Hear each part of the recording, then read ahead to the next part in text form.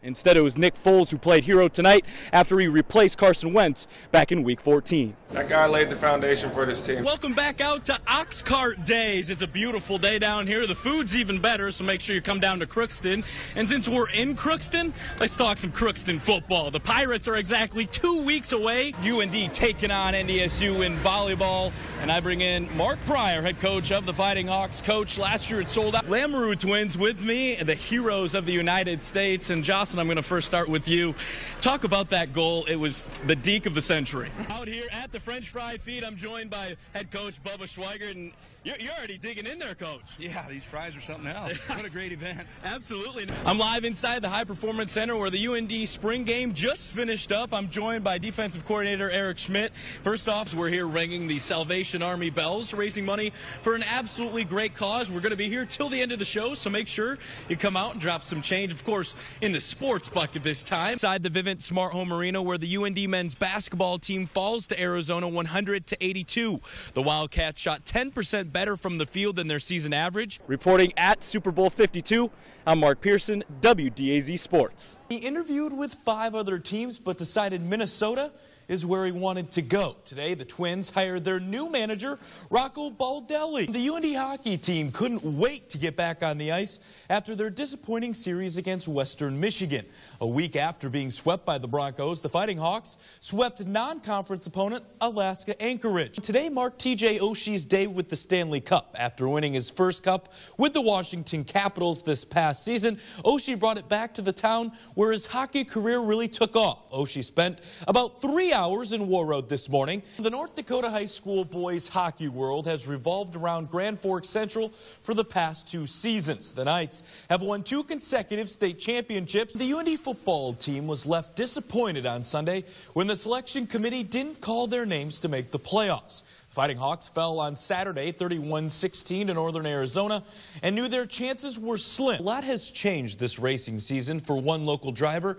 In the last couple months have been a whirlwind for Mark Dobmeyer. The world's best baseball players all met up in the nation's capital today. It was the MLB All-Star Game taking place at Nationals Park in Washington, D.C. From one rival to another, UND hosted former WCHA foe Wisconsin tonight inside the Ralph. The Fighting Hawks looking for their 3rd straight win this season. We start in the second quarter where it's Friday Thomas. What a name right there. He's ready for Friday, I tell you what. He makes his way all the way down the sideline to the end zone. Uses both hands in the big-time flush. UND takes an early 11-point lead. Still in the first, it's Drick Bernstein this time. Shows off the touch, pulls up with a nice floater there. He was taking on Portland State in softball. This was a good old-fashioned pitcher's duel in Game 1. Kalen Van Domelen gets the batter to ground right to Victoria Minor, who throws the runner out at first. Now 5-0 when Judd Caulfield finds Grant Johnson. He lights the lamp. Central cruises through the first round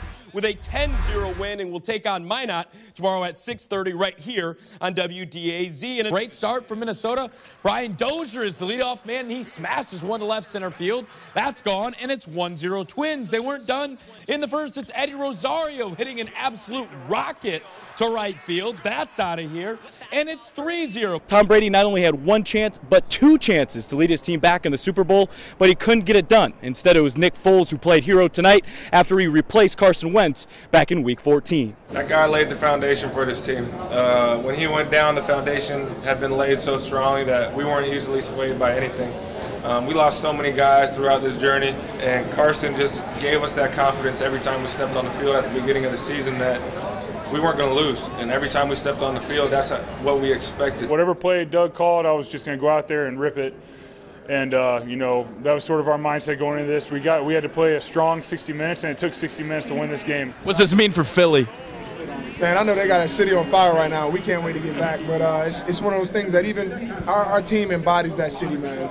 There's a lot of adversity, a lot of hardship. But when we step on that field, that is our time to be together. That is our time to have fun, to enjoy each other. We've had more fun than any team in this league. And I think it's been part of our success. Our fans have been waiting a long time for this. And Mr. Lurie's been waiting a long time for this. And I'm so excited to be a part of it and obviously bring the Lombardi Trophy back to Philadelphia. And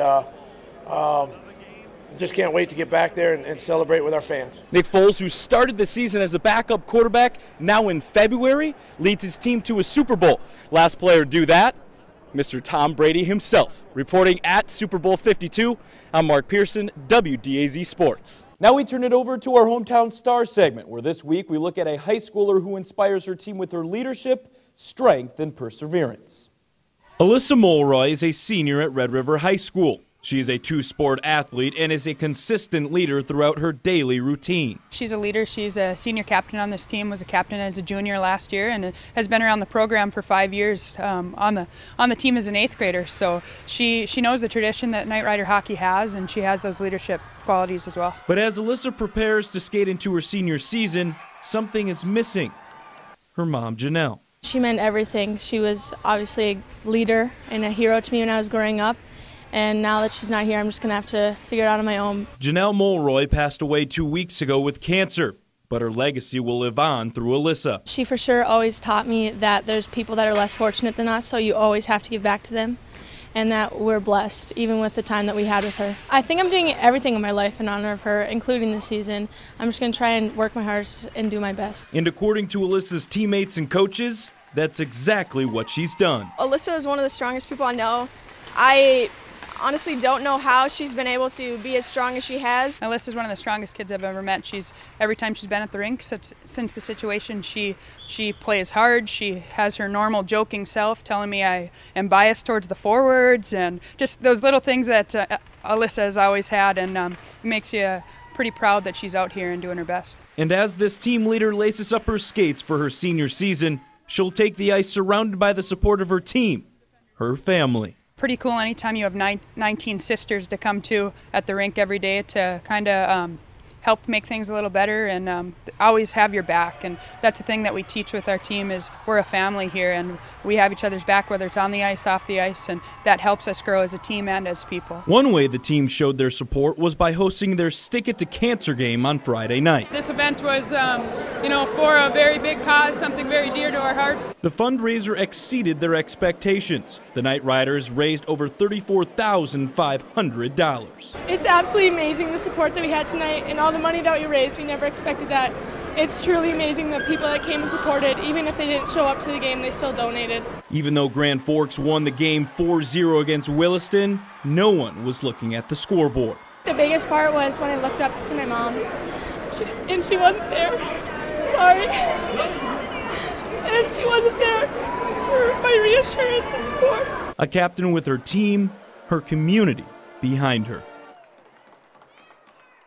Proceeds for this event were donated to All True Hospital's Filling the Gap program. It's a tradition that's unmatched in the college hockey world. Some former UND players return to their roots for a pro camp that continues the legendary legacy. Everybody wants to come back. Everybody wants to be a part of North Dakota forever. It's a kind of loyalty most programs just don't have. But then again, most programs just aren't like North Dakota. It says a lot not only about the players that these coaches recruit and these coaches produce, but it says a lot about the family aspect of things. For us to have an opportunity like this is truly something special. An unparalleled community connection. It just shows how tight-knit this community and the team and the guys that have all played here throughout the years. So it's pretty awesome to get everyone back and see the old coaches and see how everyone's doing, and it's always fun to be back in Grand Forks. It's an awesome time. These pros are back here for a reason. They're preparing for upcoming pro seasons with training camps just weeks away. They're tough skates, and it's good to be skating against talent like that. Everyone's good. Everyone's a pro player, and it's crunch time right now, so everyone's working hard. It's a blast. I was talking to some of the older guys who have more pro experience, and it's kind of the point in the summer where everyone's panicking. No matter how hard you work, you wonder if you worked hard enough.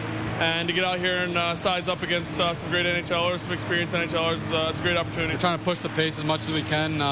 Camp's right around the corner, so we're trying to get in game shape as much as we can, get ready, and everyone's going their respective ways after this week, so we're trying to enjoy each other and hang out as much as we can. With old teammates back together, they all just pick up right where they left off. It's a good week training-wise. We get a lot of good skates in, a lot of good workouts, and off the ice it's a lot of fun too. You get to play golf, hang out, kind of reminisce on some of the things we did back in school. So it's it's a lot of fun to be here, and great group of guys. Oh, it's awesome. You know, it's anytime I can get all these guys back to the hometown, I'm going to do it. So it's great, and have all these guys back too. You know, a lot of these guys haven't been back since they played here, so it's special for them to come back, to see the campus, and be back in this rink. UND has 52 former players that have pro contracts for this upcoming season, with 27 of them being for the NHL. Now here comes Britta Curl. Curl has some space. She takes it in all alone. What a move by Britta Curl. Score! Bismarck 3-0. Simon Rumfo rolling out, launching it downfield, tight spiral for Getty, and he's got it. Touchdown, Cardinals. Pass over to Lane Bell. Lane Bell now with a backhand chance between the feet. Puck is loose, and it goes in. Score! Nick Thompson. 4.5 tackles on the season. Schwabe going over the middle. Touchdown! Thompson. It's Chance Danner. Just sent it wide. Best opportunity of the day for Jamestown. Now a 2-on-1 back the other way. Oh my goodness! Are you serious? Oh my gosh! What a save by Matthew Schneider!